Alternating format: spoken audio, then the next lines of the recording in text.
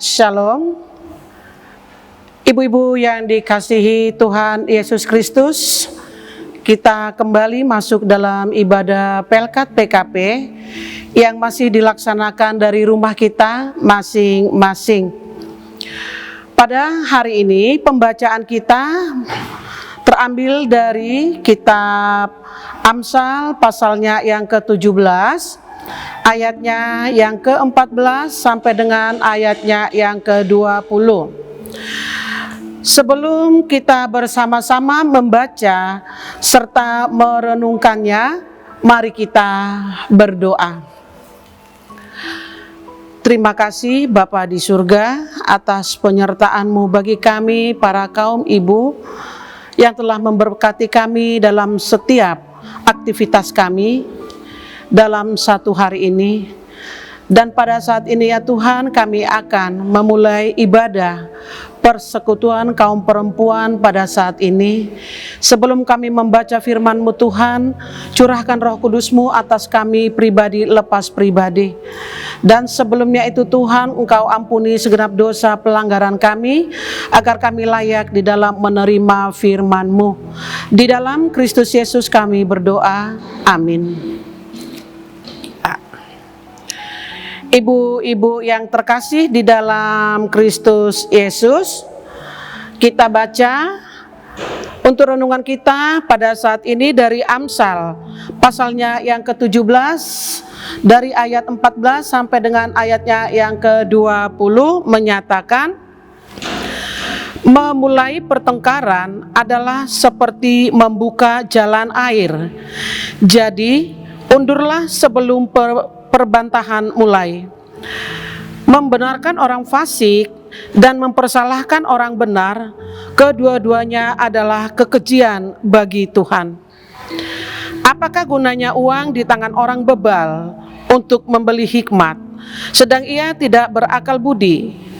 Seorang sahabat menaruh kasih setiap waktu dan menjadi seorang saudara dalam kesukaran. Orang yang tidak berakal budi ialah dia yang membuat persetujuan yang menjadi penanggung bagi sesamanya. Siapa yang suka bertengkar, suka juga kepada pelanggaran. Siapa memewahkan pintunya mencari kehancuran.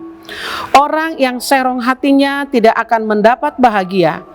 Orang yang memutar-mutar lidahnya akan jatuh ke dalam celaka. Demikian pembacaan kita, terpujilah Kristus, haleluya. Ibu-ibu yang dikasihi dalam Yesus Kristus, pada saat ini kita belajar atau kita untuk merenungkan firman Tuhan dari kitab Amsal. Kitab Amsal itu adalah berisi tentang kata-kata bijak yang akan kita lakukan di dalam kehidupan kita sehari-hari. Dan bagaimana kita sebagai ibu-ibu di dalam rumah tangga, di dalam kita berada, di mana kita berada, kita itu bagaimana untuk menjadi bijak di dalam setiap mengambil keputusan. Ibu-ibu yang terkasih, kita adalah masyarakat yang disebut dengan makhluk sosial, di mana tidak akan bisa hidup tanpa berhubungan dengan orang lain atau berhubungan dengan sesama atau di dalam mencari pertemanan. Sehingga bagaimana kita di dalam memilih teman untuk menjadi sahabat, kita itu harus selektif di dalam mencari teman sebagai sahabat. Ibu-ibu yang terkasih, apa itu arti sahabat? Ya, apa itu arti sahabat? Bahwa sahabat itu adalah lebih dari teman. Kalau dari teman, dengan teman kita mungkin akan biasa-biasa saja. Tetapi dengan sahabat, kita akan selalu mencurahkan, kita akan selalu curhat, kita akan selalu menyampaikan keluh kesah yang sering kita hadapi. Karena kita menganggap sahabat itu adalah diri kita sendiri, bahwa sahabat itu tidak akan mempermalukan kita. Nah, ibu-ibu yang terkasih, saya untuk mengingatkan kembali, mungkin sekitar 1 bulan yang lalu yang cerita viral itu tentang cerita Ibu Tejo. Nah, cerita Ibu Tejo itu memang sebenarnya bahasa aslinya itu adalah bahasa Jawa. Mungkin kalau kita hanya sebagian aja mengerti. Nah, itu dalam cerita yang lagi viral pada bulan-bulan yang lalu itu, bagaimana di sini tokoh Ibu Tejo yang selalu kepo dengan kehidupan ibu-ibu yang lainnya. Bahkan Ibu Tejo ini istilah sekarang dengan nyinyir, ya, selalu mencari celah. Temannya mencari celah sahabatnya supaya bagaimana sahabatnya itu jelek di mata orang. Sehingga memang peran Ibu Tejo di sini memancing semua orang, kita akan tertawa, mungkin kita akan merasa jengkel begitu. Tanpa kita sadari, hal itu juga mungkin sering ada yang melakukan itu di dalam kehidupan sehari-hari. Kalau ibu-ibu perhatikan pada cerita itu dengan peran Ibu Tejo itu, bagaimana dia itu dengan bibir yang dengan senang hati puas di dalam menjelekkan temannya. Nah, demikian juga ibu-ibu terkasih, pada saat ini bacaan kita di dalam kitab Amsal, bahwa kitab Amsal itu menyoroti orang-orang yang bebal di dalam kehidupannya sehari-hari. Dan ini, renungan ini diberikan untuk kita para kaum ibu, para kaum perempuan. Bagaimana kita dalam menyikapi kita sebagai sahabat orang atau orang itu yang bersahabat dengan kita, bagaimana kita menyikapi kita itu sebagai seorang sahabat. Ibu-ibu yang terkasih, kita lihat yang pertama, bagaimana yang disoroti oleh si pengamsal di dalam bacaan kita. Kita lihat dalam ayatnya yang ke-14, ibu-ibu mari kita baca. Ayatnya yang ke-14, memulai pertengkaran adalah seperti membuka jalan air, jadi undurlah sebelum pembantahan mulai. Berarti di sini yang disorotin ini adalah kita yang selalu suka bertengkar dan di dalam pertengkaran itu suka membantah, ingin mau menang sendiri. Itu yang pertama. Kemudian yang kedua, kita baca ibu-ibu di ayatnya yang ke-15. Membenarkan orang fasik dan mempersalahkan orang benar, kedua-duanya adalah kekejian bagi Tuhan. Sekali lagi dalam ayat 15, bahwa membenarkan orang fasik, kemudian menyalahkan orang benar. Itu yang kedua. Kemudian ayatnya yang ke-16, yang ketiga, apa gunanya uang di tangan orang bebal untuk membeli hikmat, sedang ia tidak berakal budi. Jadi di sini orang bebal itu digambarkan bahwa itu orangnya tidak berakal budi. Dan bagaimana seorang kita para ibu, kaum perempuan, dalam mempergunakan uang, apakah hidup kita akan boros? Apakah uang yang ada pada kita itu untuk kita hambur-hamburkan? Kita tidak bisa memanage keuangan di dalam rumah tangga kita. Kemudian ibu-ibu yang terkasih, di ayatnya yang ke-19, siapa suka bertengkar, suka juga kepada pelanggaran. Siapa yang memewahkan pintunya mencari kehancuran. Ya, jadi di ayat 19 juga seperti ayatnya yang ke-14, yang suka bertengkar, suka akan pelanggaran yang dilarang, justru itu yang dilakukan. Dan suka jika orang lain hancur. atau suka kalau bila melihat ibu-ibu yang ada di sekitarnya mengalami suatu kekecewaan yang luar biasa. Dan yang terakhir, ibu-ibu yang terkasih, yang disoroti oleh pengamsal pada saat ini, untuk menjadi seorang sahabat itu tidak boleh untuk mendukakan hati Tuhan. Karena dikatakan pada ayatnya yang ke-20, orang yang serong hatinya.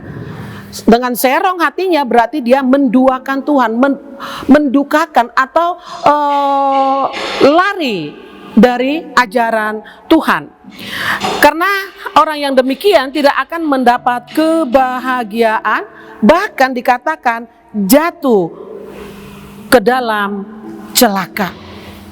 Nah, ibu-ibu yang terkasih, itulah bagaimana para pengamsal untuk menyoroti kehidupan, agar kiranya hal-hal itu juga demikian jauh dari kita sebagai para atau kaum perempuan, dan pada saat ini jauh dari kita ibu-ibu yang selalu mengandalkan kasih Tuhan. Kalau begitu, ibu-ibu yang terkasih di dalam Kristus Yesus, apa yang harus kita lakukan? Kita menjadi sahabat, karena dengan judul bacaan kita dalam renungan kita ini itu diberi judul menjadi sahabat. Bagaimana kita untuk menjadi sahabat? Itu yang diberikan judul. Ibu-ibu yang terkasih di dalam Tuhan, Amsal menyampaikan kepada kita sebagai kaum perempuan atau ibu-ibu di dalam keluarga di mana kita berada di dalam kehidupan masyarakat. Apakah arti kasih seorang sahabat itu? Kasih seorang sahabat bisa kita lihat pada ayatnya yang ke-17. Apa dikatakan di sana?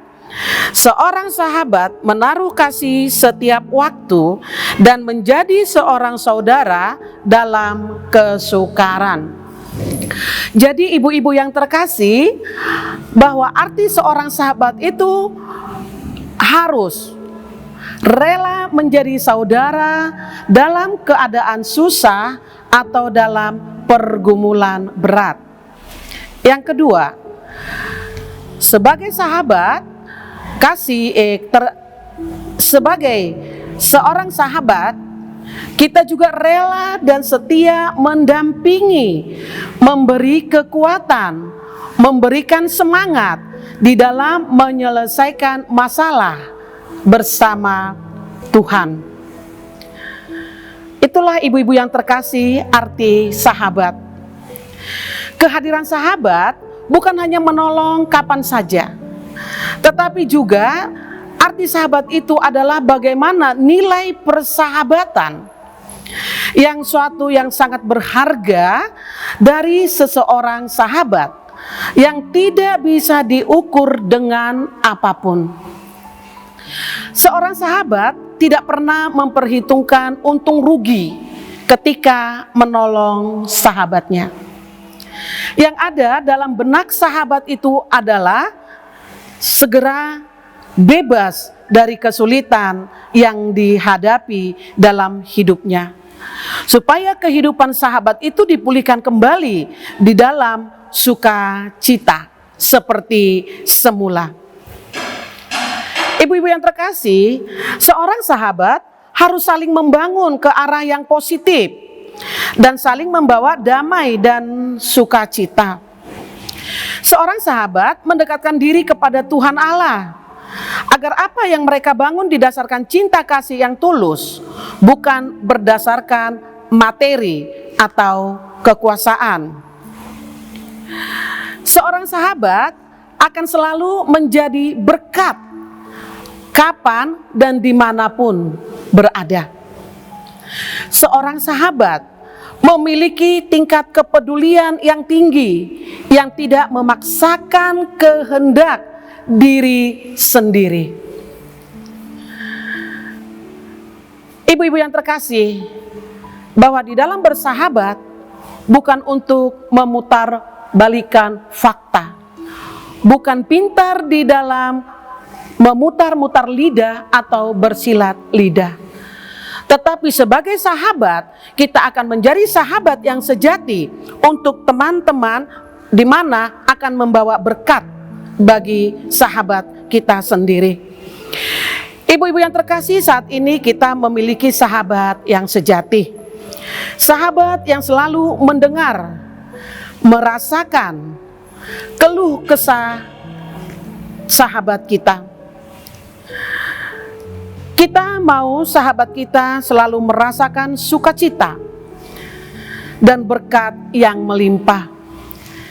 Siapakah itu sahabat yang sejati itu? Dialah Tuhan Allah yang kita puji dan kita sembah. Mari kita jaga komunikasi kita bersama Allah, karena dialah sahabat sejati kita. Dan ibu-ibu yang terkasih, jadilah seorang sahabat yang akan menaruh berkat bagi sahabat kita. Amin.